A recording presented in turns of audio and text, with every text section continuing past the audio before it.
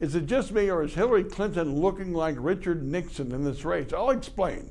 In 1972, Richard Nixon did not want to run against Ed Muskie of Maine, a moderate Democrat. He'd been the vice presidential running mate of Hubert Humphrey 4 years before. Muskie was respected on both sides of the aisle. No, Nixon couldn't run against Muskie, so he unleashed his dirty tricks campaign, Donald Segretti and others, to smear Ed Muskie, which led to a story in the Manchester Union Leader that led Muskie to cry in the snow, and the press kept talking about the time that Muskie cried in the snow, and he was ruined.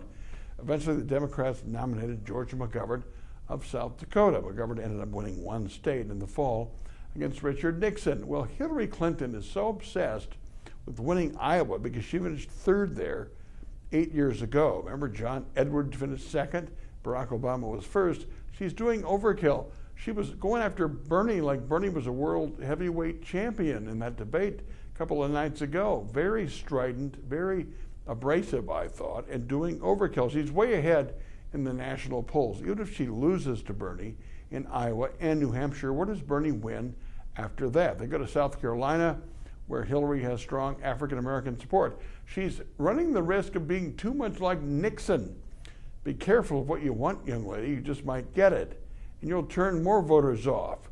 You're already losing younger women and young people in general to Bernie, and strong progressives are supporting Bernie.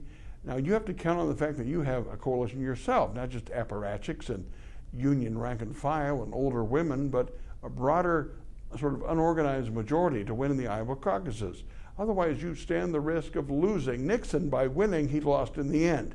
His dirty tricks and his illegalities cost him the White House. Hillary Clinton, be careful. You might lose something big yourself. My 2 cents. My 2 minutes brought to you by Edge Construction and Capital Consultants. Bill McCoshen, a lobbyist who worked for Tommy, who gets things done downtown. We can talk about this and more on the radio tomorrow morning at 8 on 92.1 FM, The Mic, The Mitch Henck Show. Talk to you then.